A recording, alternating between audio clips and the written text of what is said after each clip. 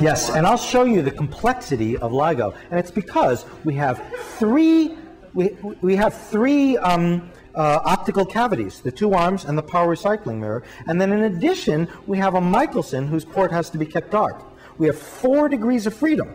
We use reflection locking to control 3 of them, and transmission locking to control the 4th. I think I missed which one you're using it.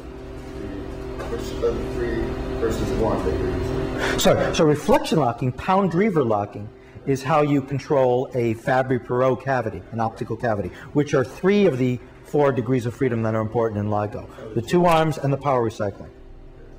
And the transmission locking is for the Michelson degree of freedom. So do you want to define carefully the Michelson degree of yes, laser unit? And I will shortly. And I will shortly. Okay. Okay. So in order to control these degrees, the transverse degrees of freedom, we also have a series of cavities before we ever make it into the interferometer to control the input beam. And these are the input optics, for example. We have a pre-stabilized laser. Here's our electro-optic modulator, also known as a Pockle cell, which puts on this RF modulation. We have a little triangular optical cavity, which is called a pre-mode cleaner. Then we send the thing into the beam, and then to a mode cleaner, and then into a mode matching telescope before it ever gets into the interferometer. Why do we have such a complex system? Every one of these cavities can keep the beam that is transmitted stable, in the sense that it controls the frequency. It only allows light of a resonant frequency to be transmitted. If it's short, high frequencies emitted, but still stabilizes the beam in transverse profile and stabilizes the beam in terms of position and direction of the beam. And then you put in another mode cleaner, which is even longer, and now we have suspended optical components such that the mirrors are are not moving so fast, and they will stabilize the beam even more in frequency by not letting frequency fluctuations pass through, because they'll fall outside the bandwidth given by the pole frequency of that cavity. So you can cascade more and more of these mode cleaners, and their jobs are to do, again, several things: to stabilize the beam's frequencies such that only a narrow range of frequencies can get through and frequency fluctuations go away, to stabilize its transverse profile, and to stabilize its direction and position. Both mode cleaners are locked with Pound-Drever Hall. They're all locked with Pound-Drever Hall. And what makes life a little bit easier in the case of a triangular mode cleaner is that the reflected light is coming out this way. It's not coming out in the same direction as the incident light. So you don't need one of these Faraday isolators to get that light out and look at it. It's coming straight out in a different direction. Very convenient. Another thing about triangular mode cleaners is that the light is coming here, but it's polarized. If it's polarized vertically, then it bounces like this, comes through, and that's its total path length. And if that's an integral number of half-wavelengths, great. But if its electric field is this way, then as it bounces through, the electric field is this way, and then it's this way, and then it's this way. It is flipped direction as it goes around the triangle. And because it's flipped direction, it effectively means that there's been effective pi phase shift. And that means that the 2 different polarizations of the incoming light, only one of them can be resonant at a time, and the other won't be. And so we set things up such that this is a polarization filter, and the light comes out with one polarization only. Okay? Now, every time you have an optical cavity, you have a beam waist and an expanding beam. And here is a beam waist and an expanding beam. And every time you have cavities, you have to mode match. You have to put in lenses or reflective mirrors whose job it is to focus the beam coming out of here such that it's exactly matched into the beam here. And that's just optics, but it has to be done. Coupling from every cavity to every other cavity requires careful mode matching. I talked about mode cleaners just now. Oh, this back mirror is strongly curved. such that so it's producing a very tight waist over here, such that the transverse profile of the beam coming out is very, very well defined. And that has to be then mode matched into the interferometer. What is clean in the mode cleaner?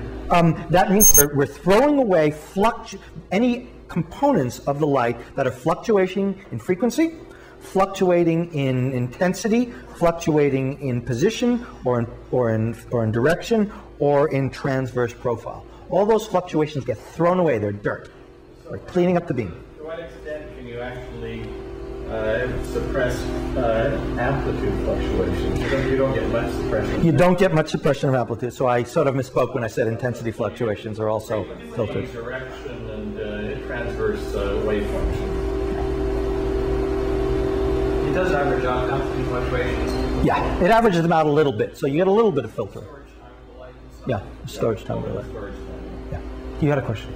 No? Oh, so by transverse mode, you mean filter out the higher TEM ones? Yes, that's exactly what we mean. How does that work? So a higher order TEM mode will have a Goy phase shift that's different than the TEM00 mode. That Goy phase shift, as it accumulates around a round trip, will not be an integral multiple of 2 pi if you arrange it to make sure that it's not, by changing the curvature of this cavity. You can change the curvature of this mirror such that it changes the size of the waist and the Goy phase advance as you make a round trip. So you set it up such that it's not going to be resonant. Okay? Not just the TEM01, but also the TEM014 and everything in between. In fact, you can change the radius of curvature of that back mirror, and here's the total one-way length of that of a triangular mode cleaner, and call that the G factor. And you can, and what you want is a G factor, which, let's see, this is a plot of the total power or electric field amplitude, circulating in or transmitting through a circular mode, not even circular, any kind of a mode cleaner, as a function of that cavity G factor, and you see peaks. And where these peaks are caused by, accidentally, TEM01 has a Goy shift. If you change the radius of curvature, you're changing the G factor, you're changing the Goy phase shift of the TEM01 relative to the TEM00. And if it just happens to match pi, or pi over 2, or 2 pi, then you get a lot of transmission of that higher order mode, which you don't want.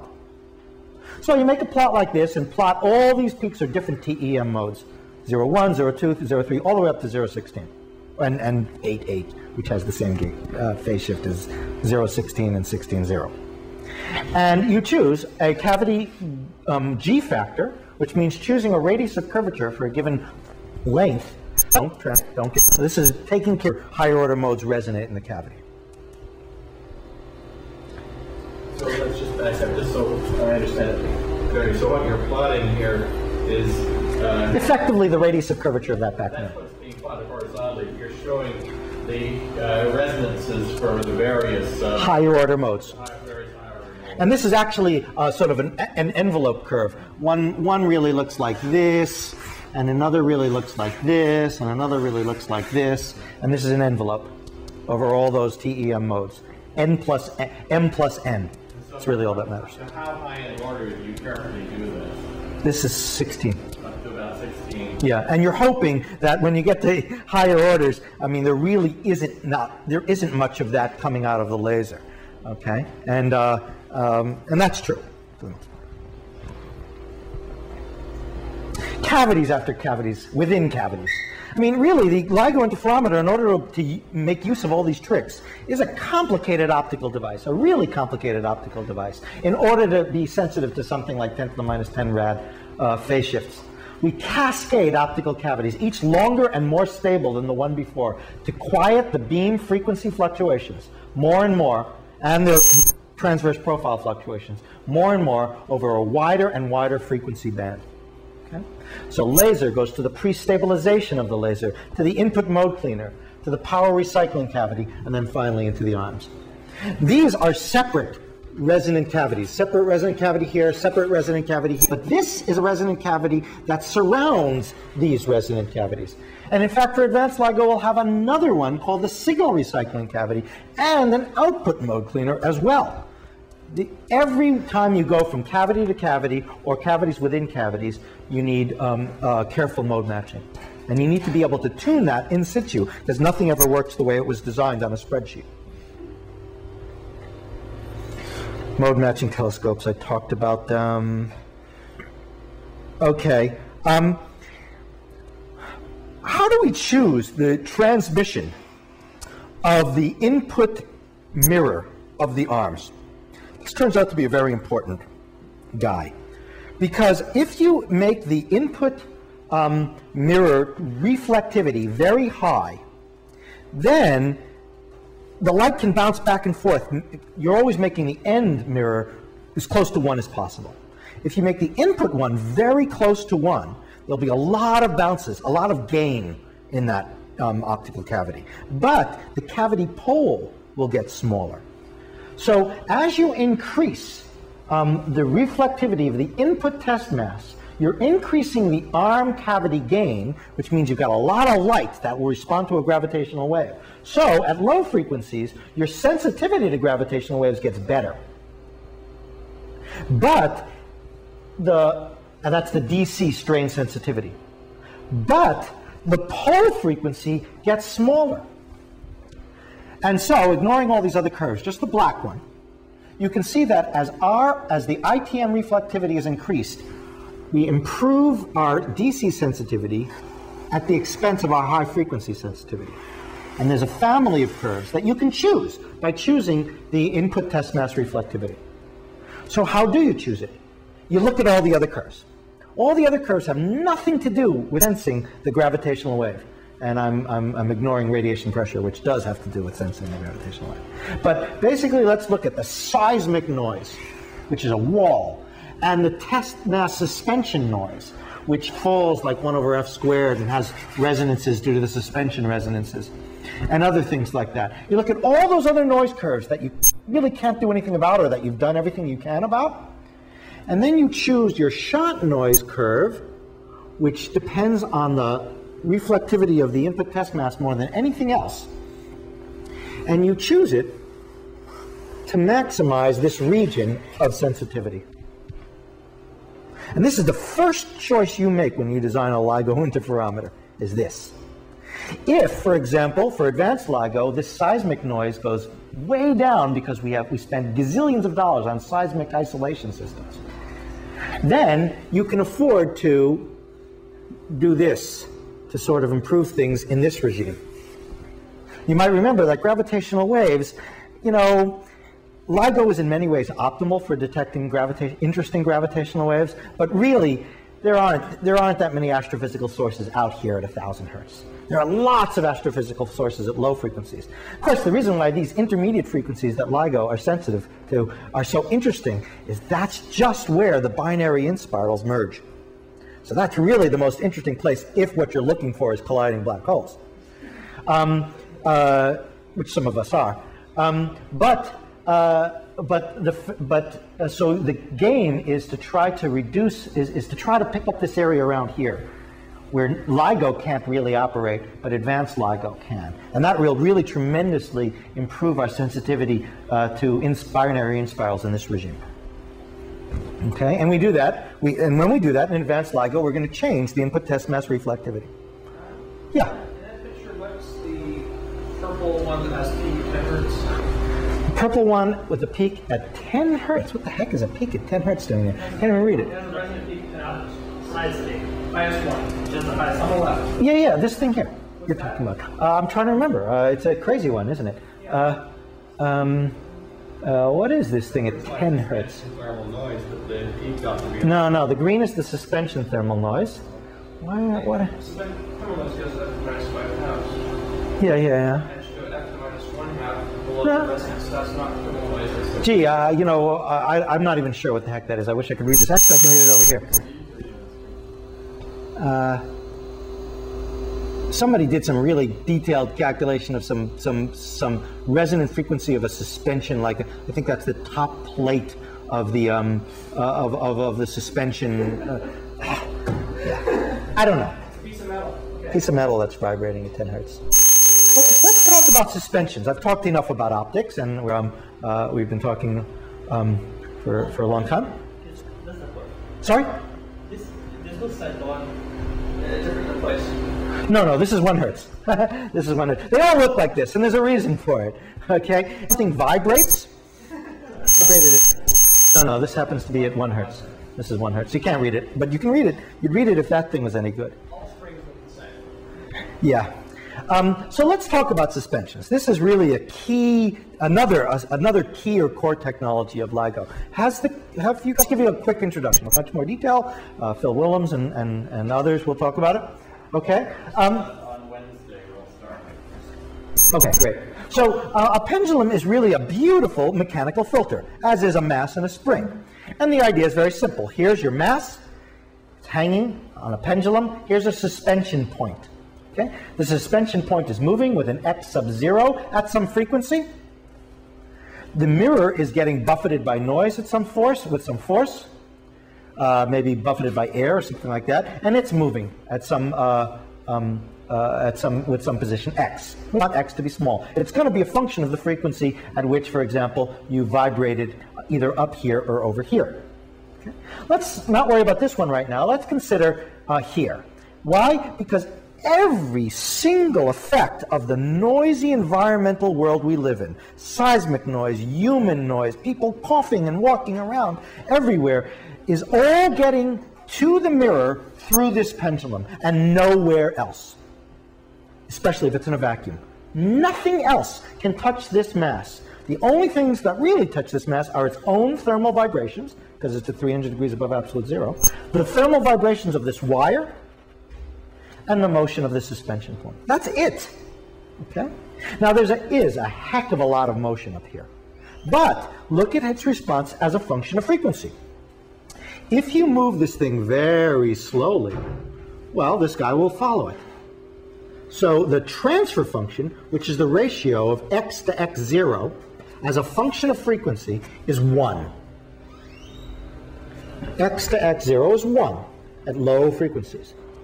Now do it at the resonant frequency, okay? You get the swing going at its resonant frequency. Now the response x0 is huge compared to, the response x is huge compared to x0. You move this thing at a resonant frequency and this guy swings wildly, like that. Then when you go to even higher frequencies, you're moving this will follow, but before this has a chance to follow, it's got some inertia because it's swinging on a wire, this guy has changed direction. And then it tries to catch up, and this guy's changed direction again. So at high frequencies, this guy can't keep up. And x over x0 falls. This is a log scale, and this is a fall off that goes like 1 over f squared. Okay? And what you see is that it's a mechanical filter. At high frequencies, this can vibrate with an amplitude of a micron. And this will vibrate with an amplitude 4 or 6 or 8 orders of magnitude smaller. It's a beautiful idea. And it's an idea that requires no control system. It's purely passive. And you can cascade it. Just take this guy and hang another mirror from it, and hang another mirror from it. And all the motion up here is attenuated by 1 over f squared here, 1 over f to the 4th here, 1 over f to the 6th there, as long as you're above all the resonant frequencies. As you cascade these, you get a coupled pendulum problem. You have more resonant frequencies. It gets more complicated. But above those resonant frequencies, it gets very quiet. Still, you do have this tremendous amplification at the resonant frequency, and that's bad. So what do you do about it? Well, the shape of this curve depends on how, let's see, if you're moving this by a little bit at its resonant frequency, this thing will move a lot because it's at its resonant frequency. How much is a lot? Well, in the absence of any energy loss, you can move the suspension point a little bit, and this guy will swing bigger and bigger and bigger and bigger and become infinite in amplitude, right? In the absence of loss. But there's always some loss. And because there's always some loss, it damps the motion. And it will limit the amplification Okay? But there's a price that you pay for this limiting of amplification by damping. And the price that you pay is that it's the fluctuation dissipation theorem, otherwise known as there is no free lunch. You reduce the motion at the resonant frequency, and you get extra motion away from the resonant frequency. You get fluctuations at non-resonant frequencies due to dissipation or loss of energy at the resonant frequency. It's got to go somewhere. Okay? So on Wednesday, Phil Willems will discuss this quantitatively. Right. So we use this idea, we make use of this idea in many different ways in LIGO. One thing you can do is you can say, let's minimize the loss, which reduces this fluctuation away from the resonant frequency, and then at the resonant frequency, let's say we can tolerate it.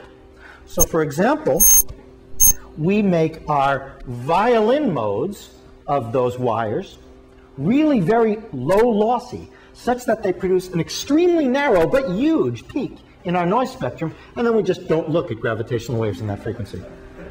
Really. Or we can, for example, the test mass vibrates. It has some motion. Its motion is, a test mass is this big, and it's fused silica, and it vibrates at maybe 10 kilohertz. Here's a 10 kilohertz peak. It's huge up here, but we don't care. It's outside of the LIGO band. But we want to make sure it's a very low loss resonance so that the thermal noise really falls. And you'll see in the quantitative thing, it follows a power law over here. But the level of this power law depends on how narrow this resonance is, how high the Q, which is the ratio of the width, the position of the resonance to its width is the Q. Very high Q means you're putting all that thermal power in the resonance far from the LIGO band and not in the LIGO band. So the constraint is that the integral of the current has to be 1/2 kT. Yeah, you got to put 1/2 kT somewhere. Exactly. Exactly. So you can see either we can tolerate it in the band by making it narrow, tolerate it outside the band by making it narrow, but really, can we tolerate it at low frequencies? And the answer is no, and therefore we have to, because this becomes huge and this thing kicks around at 1 hertz, at a 1 hertz pendulum frequency, and they'll throw us out of resonance. It's not even a question of noise in the interferometer. It'll throw us completely out of resonance and we can't do anything. We have no sensitivity then. So we have to take this peak and we have to damp it. But remember, if we damp it by putting in dissipation, it'll cause fluctuations at other frequencies if we do it passively. But if we do it actively, we can buy ourselves a free lunch, so to speak. Okay, you get the sense of this? Yeah, you spend money and you get a free lunch. It's the way advertising works. Yeah, right. I mean, in other words, you can kill this thermal noise by actively damping it. And so we need an active feedback system which uses power, wall plug power, in order to damp these resonances. I think I said all this. Pendulums can be cascaded. Advanced LIGO mirrors will be suspended on quadruple pendula. I said all that. Mirror control. Seismic isolation system and the pendulum keep the mirror motion to a minimum. The mirrors are being kicked around by the environment, but they're not at high frequencies they're being isolated by this mechanical filtering. But being free, they may not be where you need them to be. And you need an active control system to keep the mirrors at their set points, separated by an integral number of half wavelengths apart, and you need to keep them there and not have their pendulum pendulum mode be excited to kick them off of there. So we need to damp them and we need to position them absolutely. And that means we need carefully designed feedback servo loops. So here's a suspension. It's a single suspension for initial LIGO. It's a box, maybe about yay big. Weighs a lot. It's got a big mirror in it. It's hung by a single thin piano wire. Piano wire is very lossless stuff. Okay, piano makers know what they're doing.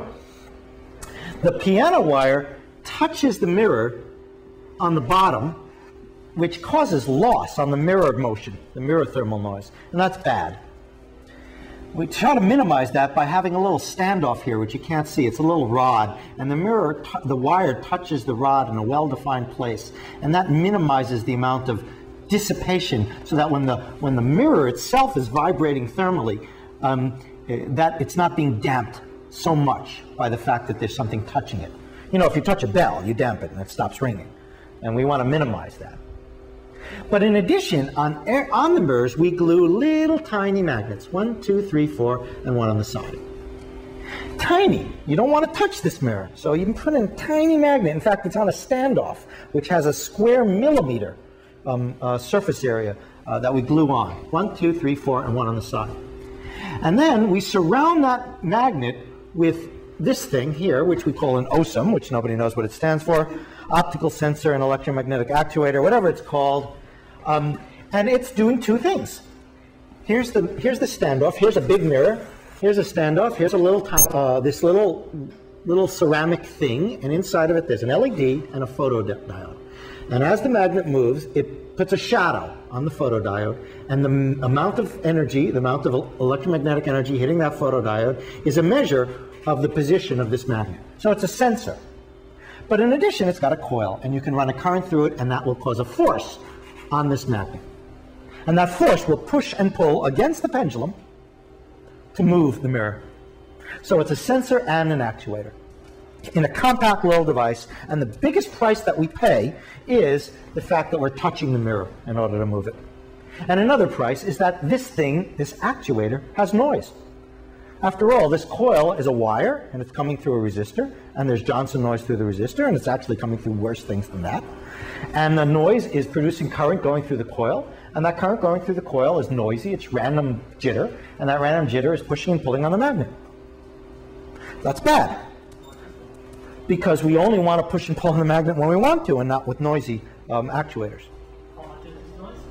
How much is this noise? Well, if you want to get quantitative here, what we're going to do is we're going to set things up such that at low frequencies, below the LIGO band, or maybe at the LIGO, up to about 100 hertz, we're going to push and pull and control the mirror. But at higher frequencies, we really don't want to. So we put a filter, which is a low-pass filter, and which eliminates the noise, effectively eliminates it above about 100 hertz. The rule of thumb on those things is about 1 nanometer of noise at 1 hertz with 1 over f to minus 5. F to minus 5 roll off. There you go. Well, we'll get more quantitative maybe later in the course. Yeah. Why do you have to touch the mirror? Why do we have to touch the mirror? It looked like you just made a nice arrangement that doesn't. Oh, no. You see, here's the mirror, and here we're touching it. Right, but the magnet's not actually connected to anything external. True, true. So the magnet is not being touched. But this mirror has a normal mode. You can't build that in. And if you touch it with this, you're messing up its normal mode. It's just like putting a little knob on a bell that doesn't belong. Messes it up. So we want to get rid of the magnets in advanced LIGO. That's right. They're a real nasty thing to have there. That's right. But for initial LIGO, we live with them. In advanced LIGO, we'll have quadruple pendulums. The mirrors are very, very quiet now. We need to push them only a tiny amount. You could actually use a laser to push the mirrors. That's called photon drive. Okay. Next generation will be graviton drive. I don't know, or a tractor beam or something. I don't know. But no, we're exploring actually two techniques: photon drive and capacitive drive. So you put a little plate, fraction of a millimeter away from the mirror, and then put charge on it to push and pull on the mirror, because the mirror is a dielectric. So you can do that, but you're talking pico-Newton or femto-Newton forces. Okay, so here is your test mass. Here's that standoff, looking on the side. Yeah. If you want to use a laser now instead of how powerful should the laser be? If you want to use a laser to do what? To push the mirror now. To push the mirror now. So we're talking about needing to push the mirror by as much as, many, many nanometers. So we need like nanonewton or better, micronewton type forces. This, let's see, is a CO2 laser, a standard thing that you can buy, can do piconewton forces, so we need something 1,000,000 times stronger. Yeah. Yes, it would heat the mirror. Oh, yeah. I want to avoid that if we can, except in advanced LIGO where we try to build it such that we really don't need that much force at the bottom, at that mirror at the bottom. Yeah, I was hoping this laser would be somewhat the same as the laser inside LIGO. No, it would have to. The laser inside a LIGO is producing radiation pressure, which is moving the mirror, but you need something much more powerful. Sorry? That'd be smaller. Why don't we move on? It'll be smaller. Yeah, that's right. Okay, let me just talk about a control system here. Here's our coil, here's our magnet, here's the sensor over here. The sensor, which is this LED pair, is sensing the motion of the mass. That can go into some electronics and then go back and feed on the coil, not to position the mass in exactly the right place, but just to stop the mass from swinging back and forth so much like it likes to do on a pendulum. We can dampen swinging. What do you do? You take this position sensor and you differentiate it electronically. And you get a signal proportional to velocity. And you feed back on the coil to reduce its velocity. This is velocity damping. And the effect it has is beautiful. It kills that resonant peak without putting much excess noise in the wings. Okay? And so that's just local velocity damping. It's not putting the mirror where you want it to be. To do that, you need an outside signal, a length sensing and control signal, which comes from the potentiometer.